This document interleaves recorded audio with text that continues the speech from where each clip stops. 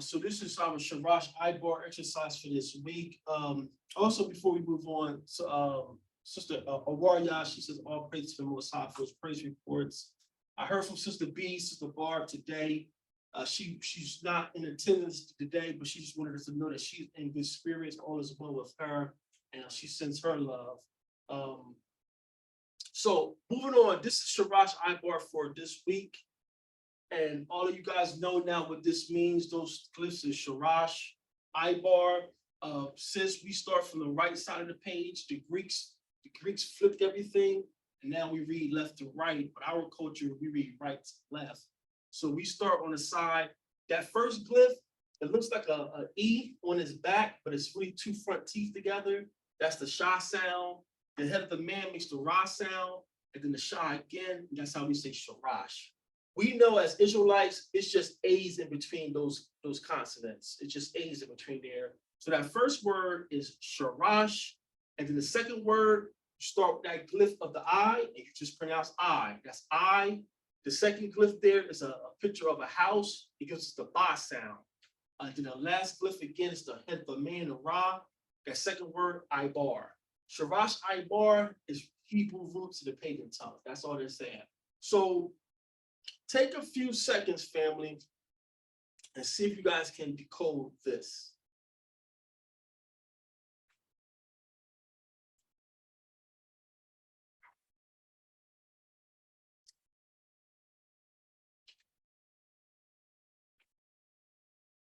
Everyone seen that? I'm going to minimize it real quick. Draw some travel.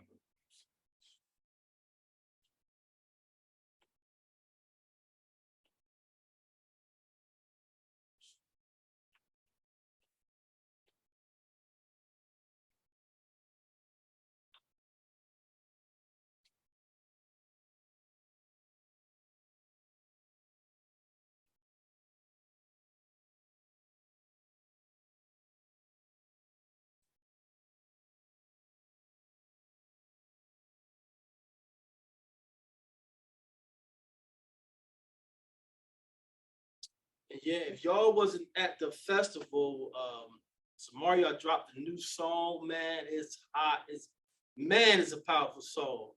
I mean, I was about to jump. I didn't want to be like he capping, that's his beavers. He capping. Man, that song was fire. That song was fire, man. That song was fire. I said, you got to send me that song.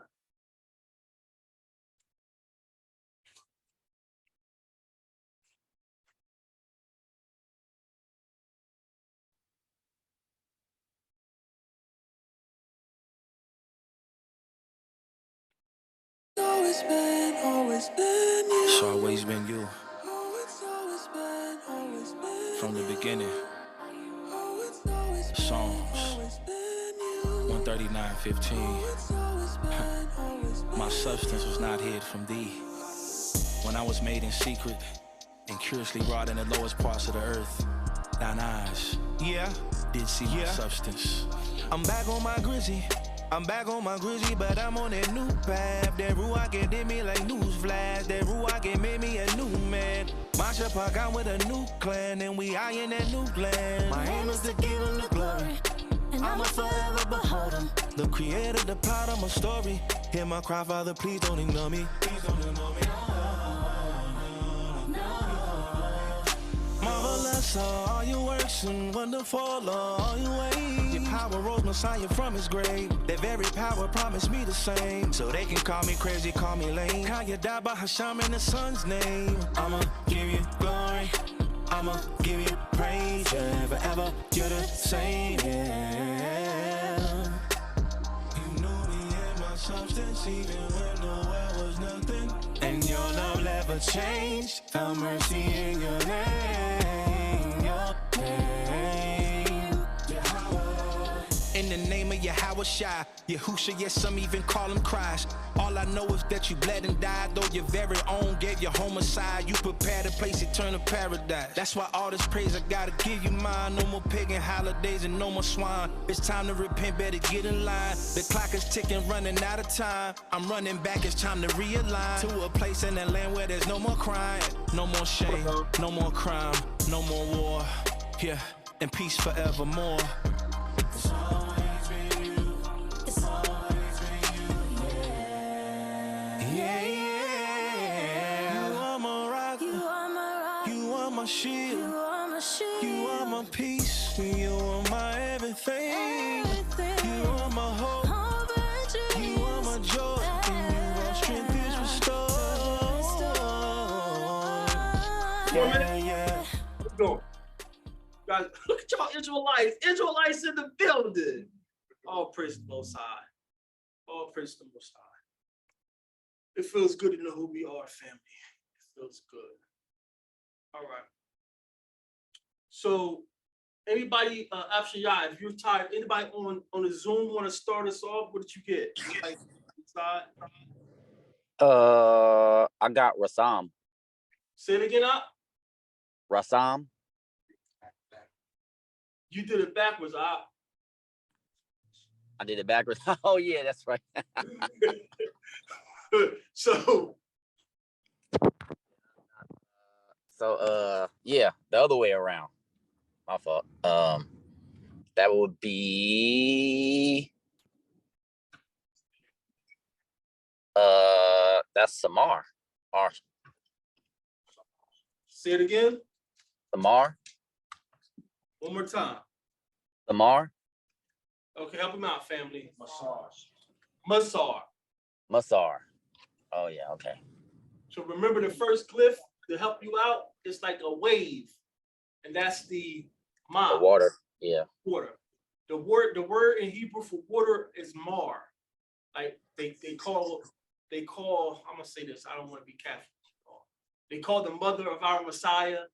I mean, you know, they call her Mary, but in Hebrew her name was Maryam, sweet waters or many waters. So Is that related to marine too?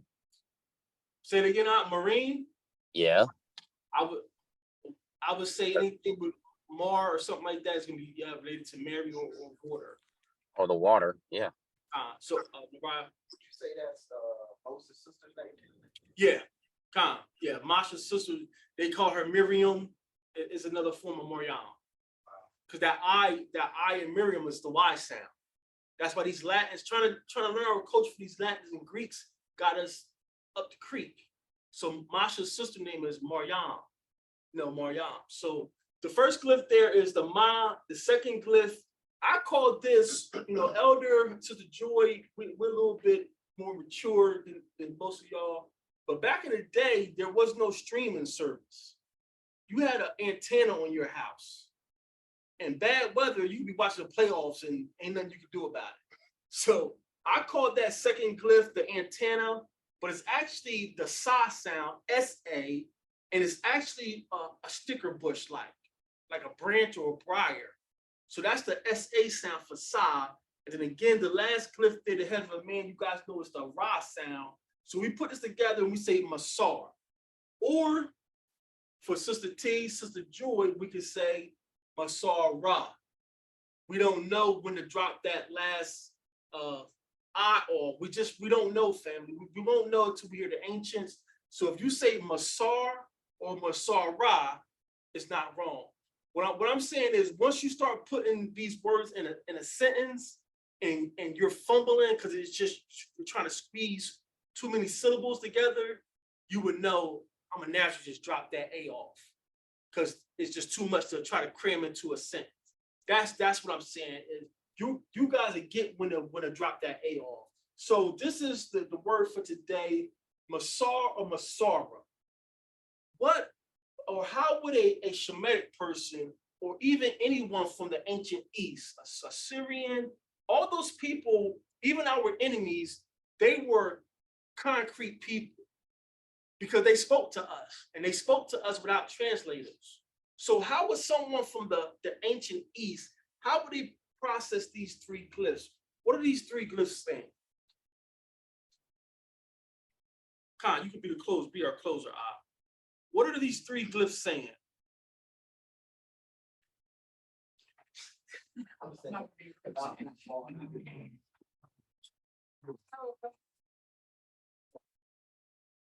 The mosque, can that represent nations? Yes. Khan, So could it be the nation protected by the head? Khan. Say that again, sis. Nation protected by the head. Khan. So one way to process these three glyphs, Masara, water for us Hebrews can represent people, and peoples together make a nation. And then the sticker bush in the middle, that sign, the sticker bush is used in ancient times for protection. Like right now, we know you go past a ranch, the cows and everything are enclosed with metal fences. But back in the day, we would enclose your cattle, you would protect them with briars. Your fist would be a briar to protect your cattle. So the sock could represent protection. And then she said, the head of the man, Ra, protection from our head is the Most High. So that's a very great way to process Masar or Masara, protection of the nation. Any other, there's just family. Once you learn the power of these glyphs, there's many different ways. And that's why we always say, once you learn the glyphs, then check the context of how it's being used. Because we can use the same word for a positive statement and for a negative statement. That's the power of our glyphs. So the jury processed this in a positive statement. Ma, the nations, Sa, protection, Ra, by the head. Our head is the Most High. So this could be protection for the nations. Any others out there? Well, I said. You back there. I gotta use your mic. Oh, come Before in the back. The first thing that came to mind for me, well, they say that Yahushua is the living water, correct? Uh-huh. You know, of course. That's what we say. Yeah, We say that. that's what we say. Everybody don't believe that. So, but, and ultimately, we know that comes from Yahweh. So we can kind of say that Yahweh is the living water ultimately. So the first thing I thought about was the beginning of, and I forgot about the size, so that's probably why I left that out. But what I immediately thought was the beginning of the waters from the head. From so the beginning, I know that can't ma stand for from? Can there be a suffix for from? Yes. So the Yes. beginning, I took that from the Ra because it could not only does it mean head first, but it can mean the beginning. So the beginning of the waters of protection from the head. I don't know, but that's what just came to me at first. I don't know if that's all. But no, the way you're processing it, you're going a different way. And that's how for me, family, the way I'm wired, a lot of times I start from the end too. Some way I'm wired that way. I go from the end backwards and get it. And that's what you did. And this time, you and Sister Joy are in the same ballpark. You just got it a different way, what she said. And that's how our culture works. They got to the same conclusion just by different routes. Any other way to process this? Anybody else? No, anyone? No, go ahead and Ron, bring us on home. Can we turn to Galatians chapter 1, verse 4? I'm gonna use that precept with my breakdown. So I looked at this 3 different ways. One of the 3 was what Sister Joy said. I wrote it down, the people protected by Yah. But you can also, when I kept looking at what she started talking, and then Mark started talking, I started processing it 2 other ways that are still kind of in the same realm. Because I look at, of course, the wave can represent water, chaos, people, power, blood. So the second way I processed it was the power that protects, because when the antenna, I look at it like a rib cage. And you know, your rib cage protects your vital organs like your heart, lungs, and all of that. So the power that protects the man, of course, in our case, is high still. But then the last way is the blood that covers the man. So, Well, you know what? In this instance, go back to what you were saying, the rib cage, and say not cover, because cover will be the tent wall, cover. Yeah. So the blood that supports, blood that's, y'all see that, it makes a Yeah. difference? yeah, The blood that supports, because like he was saying, that if you use the side for support as a rib cage, that's support. So go ahead, fit. yeah. So like support, protection is like the most significant one. Just because like I said, like the rib cage protects like anything from getting to your heart, lungs, like that. And Galatians chapter 1 verse 4 says, well, I'll start at 3. It says, grace be unto you and peace from Allah the Father and from our Adonai Yahweh Shai Hamashiach, Mhm. who gave himself for our sins, that he might deliver us from the present evil world, according to the will of Yah and our Father. So when I looked at this word, I thought of deliverance, because we're being protected from a power, or it's like I say, by the blood of, Yahweh Shai. So I just looked at it like the blood that protects, supports man. Y'all see how all three of those Hebrews just got the same thing in a different way? That's the power of the glyphs. We all think differently, but when we learn our culture, we should be in the same ballpark. So the Joy, Samaria, and Raya all process these glyphs in different methods, but pretty much came to the same conclusion that this is the blood or the power that's supporting the people, or the Most High, because he's Ra, supporting his people. So that's just one of many ways to process this word. You would check this, you would check the I'm gonna say this, but I hate using their culture. Not the tense,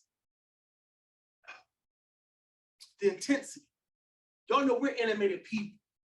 Like when you hear, like when you go to the Chinese store, sound like you're arguing in the back. That's how we sound. We're animated people. So we would use different words for intensity. Like, Mom, I enjoyed this meal, versus Mom, this meal was banging. That's our culture. So all these things play a vital role in breaking down Hebrew. So you guys did a great job with that exercise. And depending on the sentence, you could be right or wrong. You just check the context of what's being said. For today, the context we're using is going to be a negative context. We're going to use a negative context today. Am I frozen?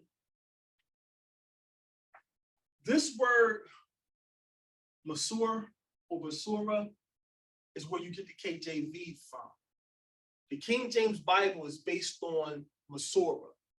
And today we're going to cover what Masorah is and show you why it's a negative thing. So I was running this like you all, I was running it in so many different ways. I'm like, wow, this can go like you all did. This can go in so many different avenues, because it could be a positive spin or it could be a negative spin.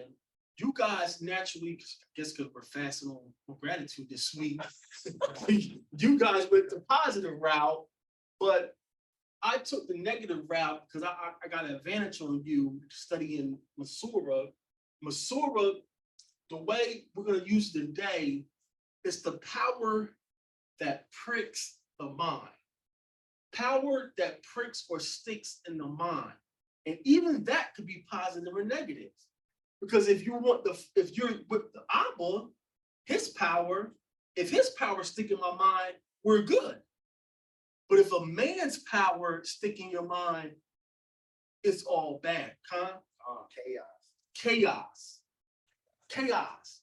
So today, Destroying Christian Dogma Part 8, we're gonna examine Masorah. That's where we get the Masoretic text from. Masoretes, the priests or the men, some of them was Israelites, some of them were Khazars. Because this study is going to cover a long period. But the Masoretic text was made or created by men known as Masoretes. Masoretes come from the Hebrew word Masor or Masorah. So in our instance, or for me, Masor is negative because it's power that's pricking my mind. You are, what's that word? Manipulating me. You're adding things to the Most High's word and you're calling it Masorah, but you're manipulating the Father's word. That's why we're telling people, just can't pick up a Bible now and tell me that you quote scriptures and now that's what it means. No. Do you know the author? Do you know the editor? Do you know the publisher? That's the level we're going to today, family. So you guys did a great job with that. We're just going to take it on another level today. And let's go. Any comments or questions before we move on? Today's word is Masorah, and we're going to give you more history on Masorah today. Any comments or questions? What is the actual definition? Like, how but you say like a word or like a, it's hard to explain. It's like an English word, I guess you could say. It is. It is, and we're going to get. I don't want to. I want to take my time. I don't have nobody at the house. My wife is in Delaware, so I ain't got nobody at the house. So I want to take my time and show you what they're saying Masorah is. And this is going to be the perfect exercise to show y'all, you know how we've been saying different generations use different words. So Moses' generation will look at this in a negative. The Hebrews, I'm gonna be nice. The Hebrews, the men, the Talmudists who wrote these, who the Bible is based on, in their generation, they're looking at Masorah as something positive. They're proud. I developed Masorah and I helped us preserve our text. But if Moses and them was here and you said Masorah to them, they would look at you like you just did something evil to the Most High's word.